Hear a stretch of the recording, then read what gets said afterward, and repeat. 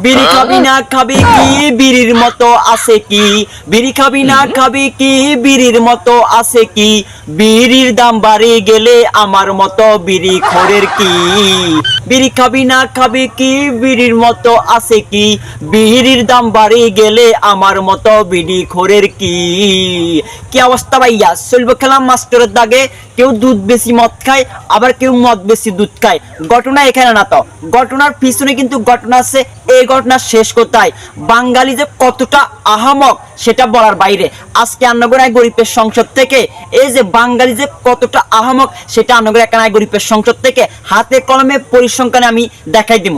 ঘটনা হলো যে কি, কিছুদিন আগে বিভিন্ন নিত্যপূর্ণ প্রয়োজনীয় যত কাঁচা সবজি আছে বিভিন্ন জিনিসের দাম বাড়তি, সবাই প্রতিবাদ করে বাঙালি বলতেছে এই এটার দাম কমাও, এটার দাম কমাও। ডক্টর ইউসুফ সাহেবকে বলতেছে এটা চরম মূল্য দিতে হইব।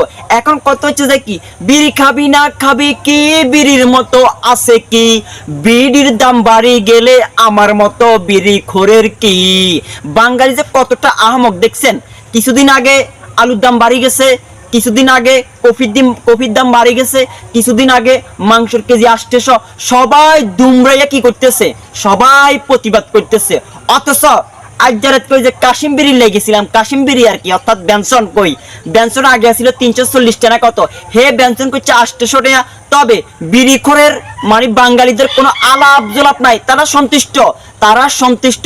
ওই যে একটা কথা আছে না, কেউ মদ বেশি দুধ খায়, আবার কেউ দুধ বেশি মদ খায়। যে বাঙালি যে এই জায়গায় যে কতটা আহমক সেটা আপনারা দেখছেন। অথচ বিড়ির দাম বাড়ি গেছে, বাঙালির কোনো কি নাই, কোনো প্রতিবাদ নাই। তারা এই জায়গায় সুশীল, কবি এই জায়গায় নীরব, কারণ সবাই মনে বিড়িখোর। এক একটা কি করে, বউ বন্ধক দিয়ে হলো বিড়ি টানতে হইব, ওই আঙ্গমর্গে কুকুরুত বউ বন্ধক দিয়ে হলো বিড়ি টানতে হইব, তারপরে হাত করে লইলো বিড়ি টানতে হইব। এখন বাঙালি যে এই জায়গায় কতটা আহমক দেখছেন। বাঙালির কোনো প্রতিবাদ নাই, তামাকের দাম বাড়তে বাঙালির কোনো প্রতিবাদ নাই। বিড়ির দাম বাড়ি গেছে, তারা চুপ, কারণ তারা এটা সেবন করে। তাইলে তারা কি মাছ মাংস গুলো সেবন করে না? কৃষকের বেলা আইলে হেরগো মানে কি, এই যে প্রতিবাদ করতে হবে।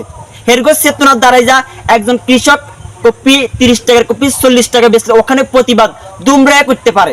অথচ এই যে বিড়ির দাম বাড়ি গেছে, কোন সুশীল ব্যক্তি কেউ প্রতিবাদ করেন না।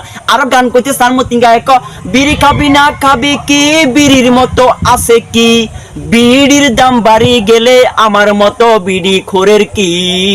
তো এই জন্য কইতেছি ভাইয়া, কেউ মদ বেশি দুধ খায়, আবার কেউ দুধ বেশি মদ খায়। তবে বাঙালি যে আহামক, এই যে দেখছেন এই জায়গাতে বাঙালি আহামক, সব জায়গায় প্রতিবাদ করে।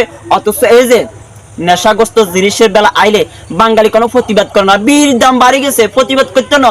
মতিন কাকা, ও কাকা বিড়ির দাম বাড়ি গেছেন কিনবেন, কাকা বিড়ির দাম বাড়লে আর কি দরকার হলে তোর শাঁসিরে বন্ধক দিল বিড়ি খামু, কিন্তু বিড়ি খাবা বন্ধ হইতো না। তোর কদিন পরে দেখলাম যে আলুর দাম বাড়ি গেছে, প্রতিবাদ করলেন। অন্ধে বিড়ির বেলা আসছেন যে সুপ, এই বেলা সুপ থাকতে হইব, তোমরা বুঝতে না, বুঝছো নি ভাইয়া।